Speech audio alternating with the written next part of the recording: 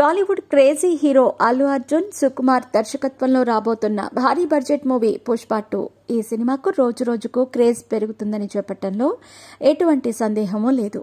నిన్న హైదరాబాద్లో నిర్వహించిన ప్రీ రిలీజ్ ఈవెంట్తో సినిమా రేంజ్ ఎక్కడికో వెళ్లిపోయింది. భారీ అంచనాల నడుమ డిసెంబర్ 5న గ్రాండ్గా విడుదల కాబోతోంది. ఈ సినిమాను థియేటర్లలో చూడాలని ఇప్పుడు మెగా ఫ్యాన్స్ కూడా ఎదురు చూస్తున్నారనే వార్తలు ప్రచారంలో ఉన్నాయి. పవన్ కళ్యాణ్ కు థ్యాంక్స్ చెబుతూ అల్లు అర్జున్ చేసిన ట్వీట్ ప్రస్తుతానికి హాట్ టాపిక్ అయ్యింది. ఇక సుప్రీం హీరో సాయి ధరమ్ తేజ్ మాత్రం స్పందించలేదు. దీనిపై సస్పెన్స్ నెలకొంది. ప్రస్తుతం ఎక్కడ చూసినా పుష్ప 2 హవానే కనిపిస్తోంది. ప్రతి ఒక్కరూ మొన్న రిలీజ్ అయిన ట్రైలర్, నిన్న జరిగిన ప్రీ రిలీజ్ ఈవెంట్ గురించే మాట్లాడుకుంటున్నారు. భారీ అంచనాల మధ్య విడుదలైన పుష్ప 2 ది రోల్ ట్రైలర్ మంచి వ్యూస్తో రికార్డులు బద్దలు కొడుతోంది.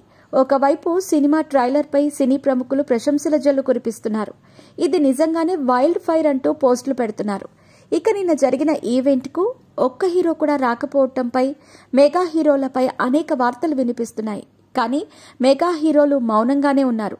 ఈ నేపథ్యంలోనే సోషల్ మీడియాలో పెద్ద రచ్చే జరుగుతోంది. అదేంటంటే ఇండస్ట్రీలో రిలీజ్ అయిన ప్రతి సినిమాకు supreme hero Sai Dharam Tej social media వేదికగా స్పెషల్ విషెస్ చెబుతూ ట్వీట్ చేస్తాడు. మరి పుష్ప 2 మూవీకి చేస్తాడా? చేస్తే ఏమని చేస్తాడు? గత ఎన్నికల సమయంలో అల్లు అర్జున్ను ట్విట్టర్లో అన్ఫాలో చేశాడు. ఇప్పటికీ ఫాలో అవ్వలేదు. మరి సినిమా రిలీజ్ టైంలో ఫాలో చేసి విష్ చేస్తాడా లేదా అన్నది సస్పెన్స్ గా మారింది. ఇక ప్రస్తుతం పుష్ప 2 మానియా కొనసాగుతోంది. 3 ఏళ్ల తర్వాత అల్లు అర్జున్ నుంచి వస్తున్న సినిమా కావడంతో మూవీపై ప్రేక్షకుల్లో అమితాసక్తి నెలకొంది. దాంతో సినిమా టికెట్ల ధరలు కూడా ఆకాశాన్ని తాకుతున్నాయి. 6 భాషల్లో వరల్డ్ వైడ్ గా సుమారు 12,000 స్క్రీన్స్ లో పుష్ప 2ని రిలీజ్ చేయబోతున్నారు. వేరే పెద్ద సినిమా ప్రస్తుతం ఏదీ థియేటర్స్ లో లేకపోవడంతో తెలుగు రాష్ట్రాల్లోనూ దాదాపు అన్ని థియేటర్స్ లోనూ పుష్ప 2 రిలీజ్ అయ్యే అవకాశం ఉంది. ఇక ఈ మూవీ టికెట్ ధరలు భారీగా పెరిగిన సంగతి తెలిసిందే.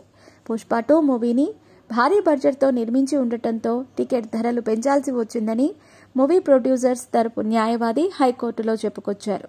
మరి దీనిపై పూర్తి వివరాలు తెలియాల్సి ఉంది.